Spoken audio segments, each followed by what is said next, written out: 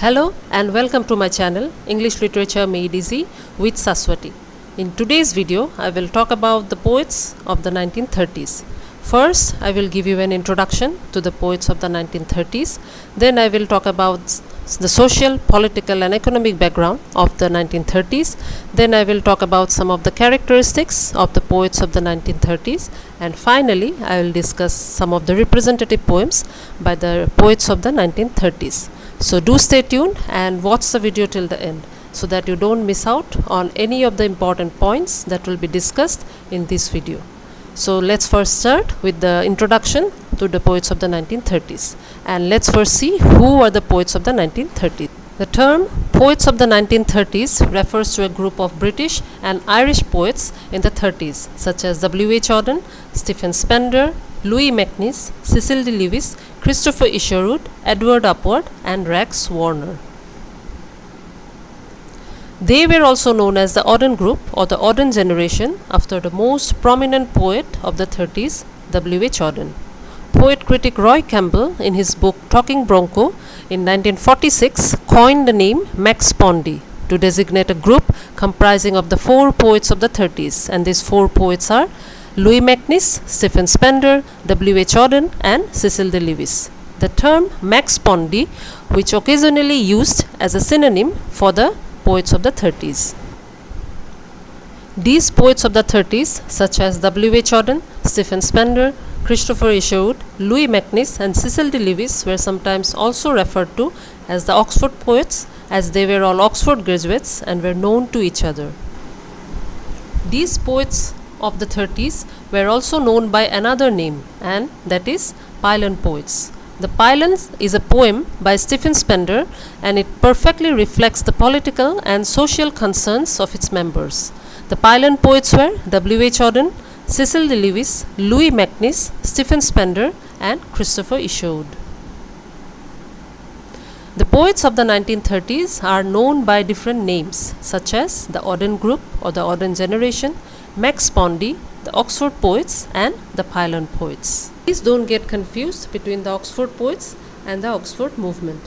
The Oxford movement was a 19th century religious movement that centered at the University of Oxford, and it sought to bring spiritual renewal within the Church of England.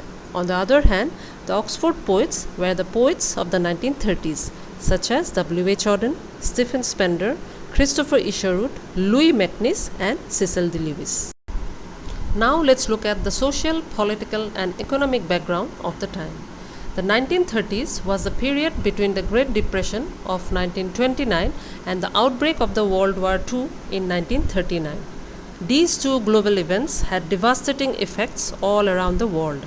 Although the Great Depression caused by the stock market crash or the Wall Street crash of 1929 originated in the United States, yet it had its ramifications throughout the world.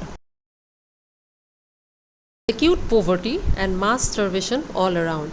Innumerable people were being homeless without job and money. One of the primary causes of this worldwide economic depression was overproduction and the unequal distribution of wealth throughout the 1920s.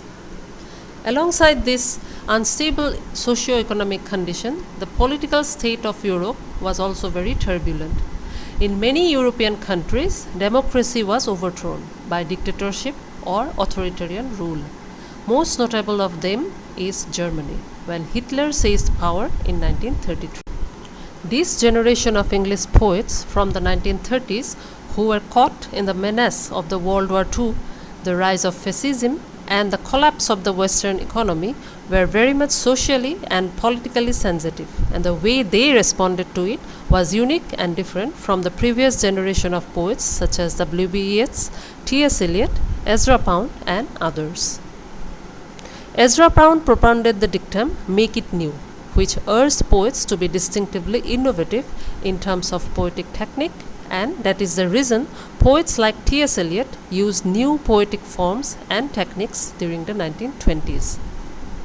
Now talking about the poets of the 30s, they were concerned with the content or theme of poetry rather than the form or technicalities of poetry which was in vogue in the poetry of the 1920s. So unlike the poets of the 1920s, almost all the poets of the 30s talked about people and believed that they can find a solution to the contemporary socio-economic problems only through the leftist ideology, as Marxist ideas were seen as the only way out from the economy and politics of liberal capitalism. While the earlier generation of modernist poets like W.B. Yeats and T.S. Eliot found solution to the despair of the post-war society in the East and in the revival of spirituality respectively, almost all the poets of the 30s believed that they can find a solution to the contemporary socio-political problems only through the leftist ideology.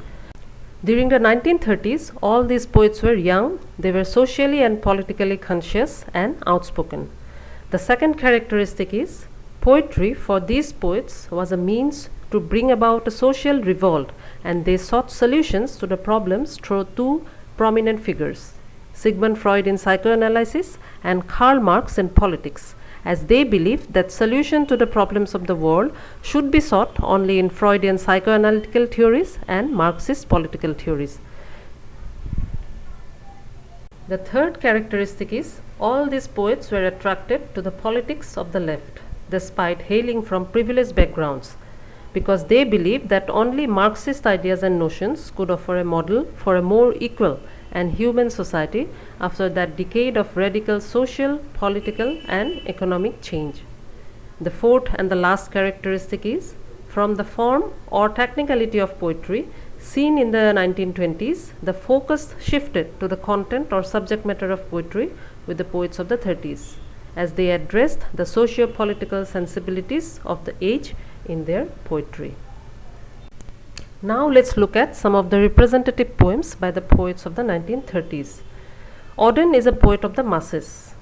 The early poetry of Auden was much like T.S. Eliot, as he exposed the disintegration and hollowness of the post-war society. However, unlike T.S. Eliot, Auden offers Marxist ideals as solutions to the problems of the world. Auden's early poetry clearly reflected his left-wing political ideologies or anti-fascist ideologies against the rising fascist powers in Europe. Auden wrote about the Spanish 37 as a pamphlet. He had been a volunteer in the Spanish Civil War, where he served as an ambulance driver. Auden's poem Spain talks about the period of political turmoil from 1936 to 1939, when the country was under civil war, which put Franco as a dictator in power and the head of Spain.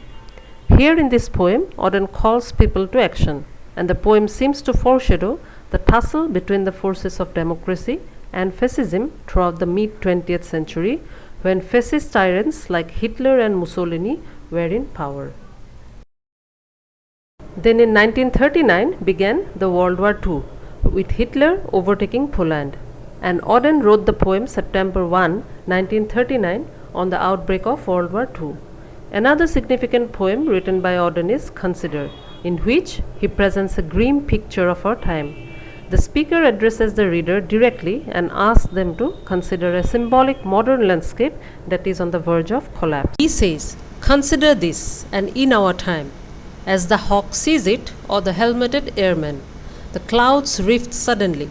Look there, at cigarette end smouldering on a border, at the first garden party of the year. The images of the hawk and the helmeted airman suggest that some kind of trouble is on its way. As you know, the hawk is a hunting bird or a bird of prey, and a helmeted airman means an Air Force pilot. So Auden is indicating to a time of war, which is what the Western world was going through during that time. The picture of the dysfunctional Western world is presented through the poem Consider. Then another major poet of the 30s, Cecil Day Lewis, who joined and worked for the Communist Party from 1935 to 1938, wrote a significant poem called Consider These, for we have condemned them. In this poem, the influence of Auden is quite apparent, as he blatantly says, "They that take the bribe shall perish by the bribe."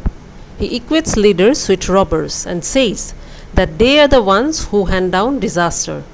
As a political activist, he calls for action in a language that is clear, direct, and expresses urgency.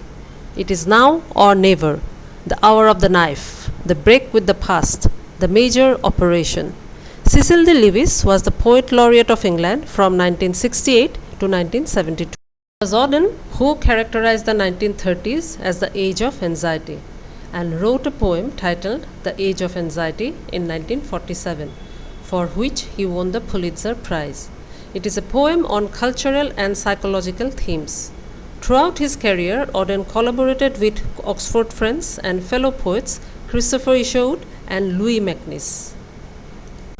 Like Auden, Isherwood, D. Lewis, and others, Stephen Spender was an outspoken opponent of fascism in the 1930s, and his poems concerned with themes of social injustice and the class struggle. He was a member of the Communist Party of Great Britain. Spender's poem, The Pylons, which popularized the term pylon poets, is a poem typical of the Auden generation, whose works deal with technological modernity. Here, Spender talks about the gritty industrial landscape of the 1930s England. Through the pylons, Spender takes in modern technology into poetry and turns modern science into art. So that's all for today's video. I hope you liked the video. And if you like the video, then do give it a big fat thumbs up and don't forget to subscribe to my channel and hit the bell icon so that you never miss an update. And I will see you real soon in another video. Till then, take care of yourselves and bye-bye.